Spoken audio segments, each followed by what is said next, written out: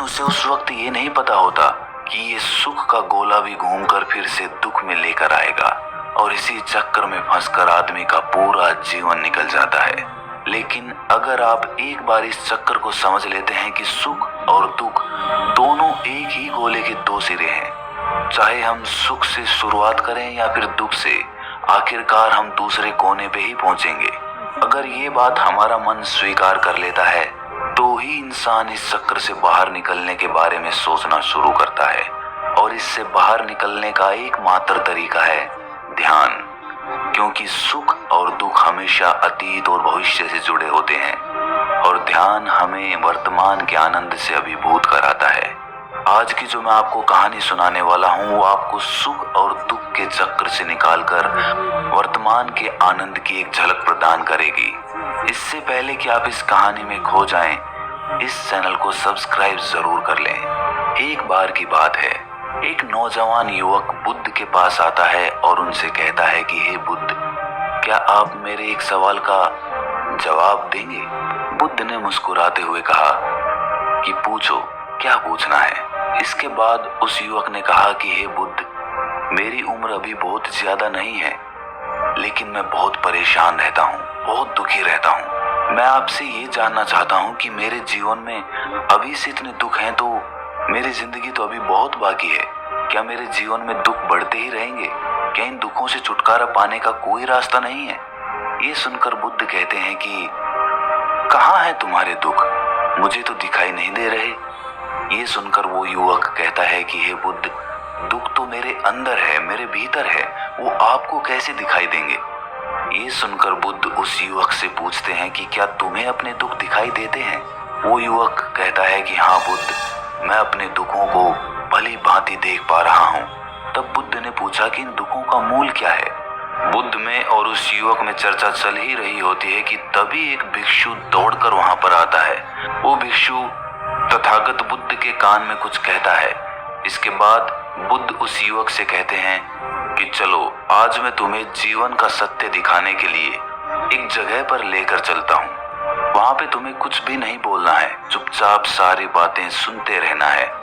इसके बाद तुम्हें अपने सारे प्रश्नों के उत्तर खुद ही मिल जाएंगे। ये कहकर वो युवक गौतम बुद्ध के पीछे पीछे चलने लगता है। कुछ दूर चलने के बाद गौतम बुद्ध एक घर में प्रवेश करते हैं। घर में प्रवेश करने के बाद वो युवक और तथागत बुद्ध देखते हैं कि वहां पर बहुत सारे लोग इकट्ठे हो रखे हैं और बीच में चारपाई पर एक वृद्ध आदमी लेटा हुआ है।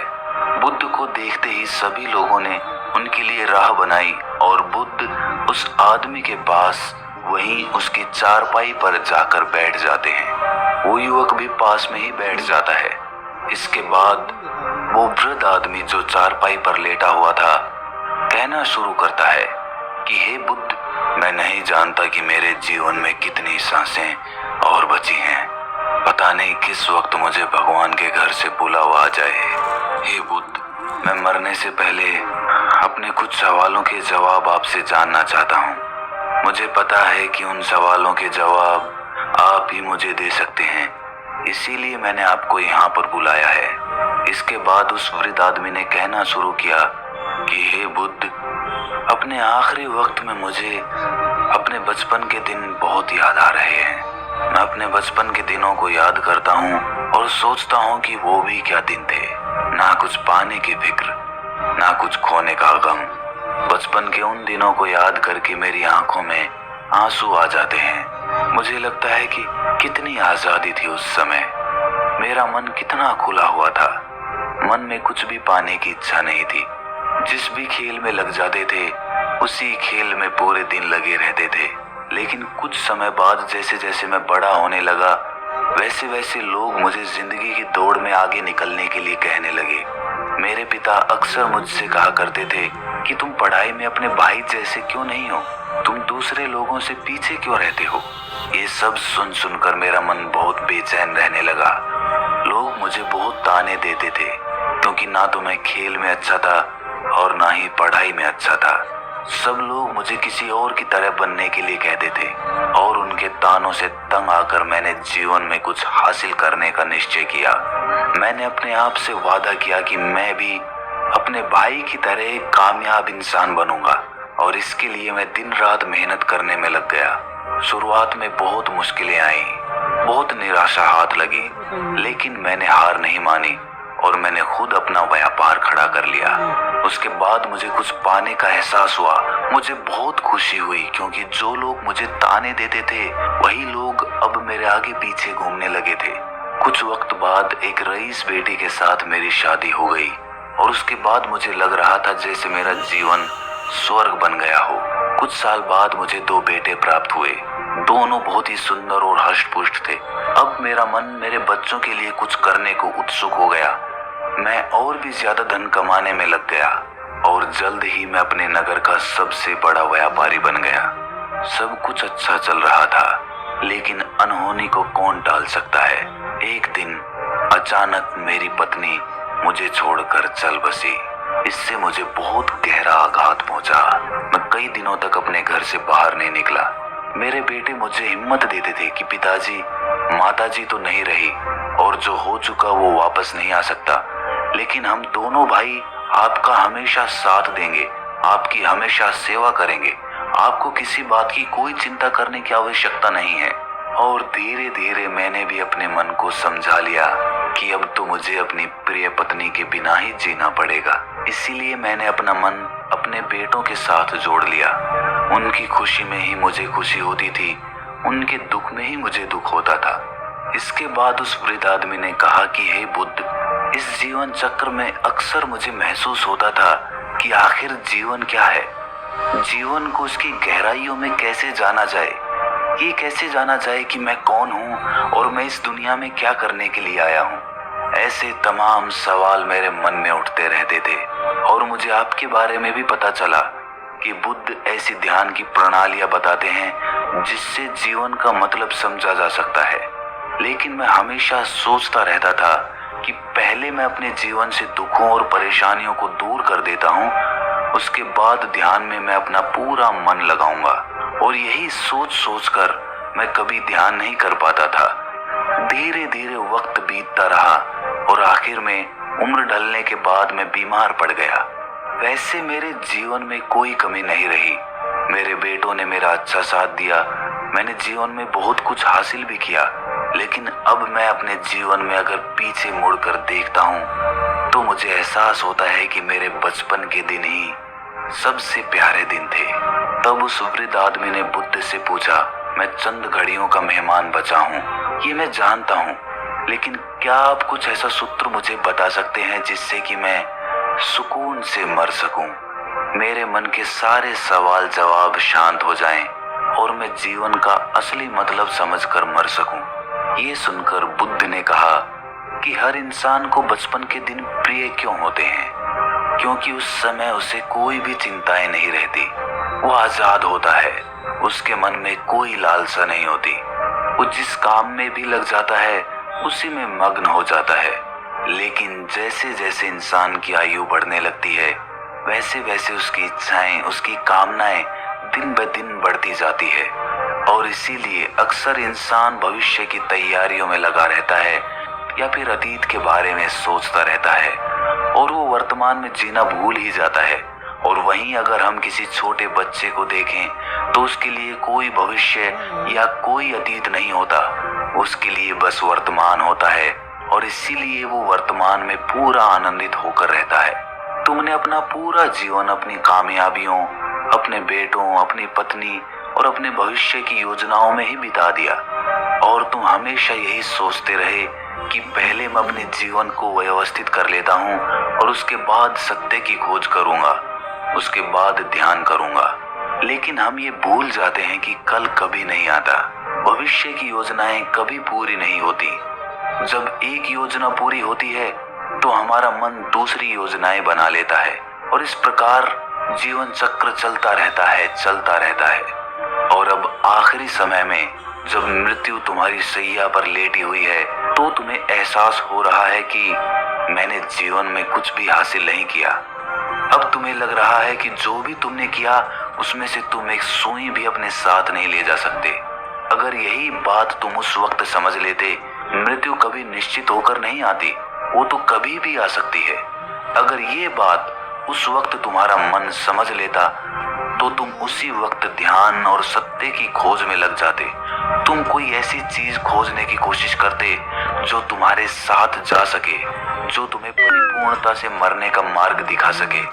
उस वृद्ध आदमी ने हाथ जोड़कर बुद्ध से कहा कि हे बुद्ध, ये तो मैं जानता हूँ कि मुझसे गलतियां हुई हैं। मैंने अपने जीवन को सार्थक रूप से जिया ही नहीं और इस बात का मुझे बहुत गहरे में एहसास हो चुका है। लेकिन मैं आपसे फिर से वही सूत्र जानना चाहता हूँ कि क्या मैं अभी परिपूर्णता के साथ नहीं मर सकता? क्या मुझे अभी सत्य की कोई झलक नहीं मिल सकती? ये सुनकर बुद्ध ने उस आदमी का हाथ सहलाते हुए कहा कि अब तो एक ही सूत्र समझने लायक रह जाता है और वो सूत्र ये है कि तुमने जीवन में जो कुछ भी पाया या जो कुछ भी खोया वो सब यहीं पर छोड़कर चले जाओ। उसे अपने मन के साथ जोड़कर मत ले जाओ। अपने मन में ये भाव पैदा करो कि तुमने अपने जीवन से बहुत कुछ सीख लिया और वास्तविकता में तुमने अपने जीवन में बहुत प्रगति की है, क्योंकि तुमने ये जान लिया है कि जीवन में कुछ भी सार्थक नहीं है और ये जानना भी बहुत बड़ी उपलब्धि होती है। लोग जीवन भर जीते जीते मर जाते हैं, लेकिन उन्हें जीवन की निरर्थकता का कोई पता नहीं चलता। इसीलिए अभी अपने मन से सारे सवाल गिरा दो और ये भाव पैदा करो कि जीवन में जो कुछ जानने जैसा था वो मैंने जान लिया है और अब जीवन में कुछ भी जानने जैसा नहीं बचा है।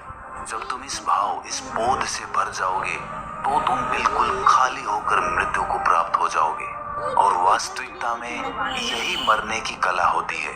हमने जीवन में जो कुछ भी पाया, जो कुछ भी खोया, वो इसी दुनिया का था और वो यहीं पर रह जाएगा। हमारे साथ कुछ भी नहीं जाएगा। हम खाली जाएंगे, हम बिल्कुल खाली जाएंगे। और जो लोग अपने मन से बिल्कुल खाली होकर जाते हैं, वास्तव में उनके अंदर ज्ञान का दीप जल जाता है और वो आगे चलकर दूसरे जन्मों में उस निर्वाण की स्थिति को प्राप्त कर सकते हैं। लेकिन उससे पहले तुम्हें इस जीवन की निरर्थकता को समझना होगा। यहाँ पर कुछ भी पाना या कुछ भी खोना कोई मायने नहीं रखता। इसके बाद बहुत देर तक उस वृद्ध आदमी ने कोई सवाल नहीं पूछा और वो मुस्कुराते हुए मृत्यु को प्राप्त हो गया। इसके बाद बुद्ध ने उस नौजवान युवक से पूछा कि क्या तुम्हें अपने सवालों के जवाब मिले, और मिले तो तुम्हें क्या जवाब मिले, सभी को बताओ। उस युवक ने कहा कि हे बुद्ध, मुझे अपने सवालों के जवाब मिल गए हैं। इस वृद्ध आदमी के जीवन चक्र से मैं समझ गया हूँ कि जीवन में कुछ भी पाने जैसा नहीं होता। सुख हो या दुख हो, सब कुछ यहीं पीछे रह जाता है और अगर हम इसी चक्र में फंसे रह जाएंगे तो हम सत्य को कभी नहीं जान पाएंगे। इसीलिए जीवन में सुख और दुख तो चलते ही रहेंगे, इसके साथ साथ चलते हुए ही हमें सत्य की खोज करनी पड़ेगी। लेकिन बुद्ध, मेरे मन में अब भी एक सवाल बाकी है जिसका जवाब जानना सबके लिए बहुत ज्यादा जरूरी है। मेरा सवाल है कि मैं ध्यान की यात्रा करने के लिए बहुत प्रेरित हुआ हूँ, लेकिन मुझे कोई मार्ग नहीं पता। ध्यान कैसे किया जाता है कि ध्यान की सभी प्रक्रियाएं तुम्हें होश में लाने के लिए ही बनी है, तुम्हें वर्तमान में लाने के लिए बनी है। अगर तुम किसी भी काम को पूरी उपस्थिति के साथ, पूरे एकाग्र भाव से अपने आप को पूरा इकट्ठा करके कर सकते हो तो तुम ध्यान में ही होते हो। लेकिन हमारा ध्यान इधर उधर भटकता रहता है। अपना काम करते करते वर्तमान में रहने के लिए मैं तुम्हें एक छोटी सी विधि बताता हूँ जिसके जरिए तुम अपना काम भी कर सकते हो और ध्यान को भी समझ सकते हो। जब भी तुम चलते फिरते हो, उठते बैठते हो, सिर्फ अपनी सांसों पर ध्यान लगाना शुरू करो। सांस किस नाक से आ रही है, किस नाक से जा रही है, नाक के कौन से कोने से टकरा रही है, सिर्फ तुम उसके साक्षी भर हो जाओ। सिर्फ उसको देखते रहो। कुछ भी काम कर रहे हो, चल रहे हो, फिर रहे हो, खाना खा रहे हो, सिर्फ अपनी सांस पर ध्यान लगाओ। और ये करते वक्त तुम्हें महसूस होगा कि तुम्हारा दिमाग, तुम्हारे विचार तुम्हें इधर उधर ले जाते हैं, लेकिन थोड़ी देर बाद तुम्हें फिर से होश आएगा कि तुम्हें अपनी सांसों पर ध्यान लगाना है और तुम्हारा ध्यान फिर से सांसों पर टिक जाएगा। और धीरे धीरे जब तुम अपने विचारों को देखने लगोगे तो तुम पाओगे कि विचार विलीन होने लगे हैं। तुम्हारे अंदर बस एक खाली मैदान बचा हुआ है सारे सवाल जवाब विलीन हो चुके हैं। इसके बाद बुद्ध ने कहा कि सांसें जो होती हैं वो वर्तमान में चलती है, ना ही वो भविष्य में चलती है, ना ही अतीत में चलती है। वो वर्तमान होता है, वही वर्तमान स्थिति होती है। और जब तुम अपनी सांसों से जुड़ जाते हो तो तुम वर्तमान में ध्यान लगाना सीख जाते हो, क्योंकि सांसें जिन पर तुम ध्यान लगा रहे हो वो वर्तमान में चल रही होती है। इसके बाद धीरे धीरे कदम दर कदम तुम्हें ध्यान का खुद ही एहसास होने लगेगा। फिर तुम जो भी काम करोगे उसमें तुम्हारा पूरा चित्त लगा होगा। तो शुरुआत वहीं से करो जहां पर तुम हो। यहीं से अभी से अपनी सांसों को पकड़ना शुरू कर दो। तो दोस्तों, कैसी लगी आपको ये कहानी कमेंट सेक्शन में जरूर बताना, और अच्छी लगी तो इस चैनल को सब्सक्राइब करना मत भूलना। तो मिलते हैं अगली कहानी में, तब तक के लिए अपना ख्याल रखें।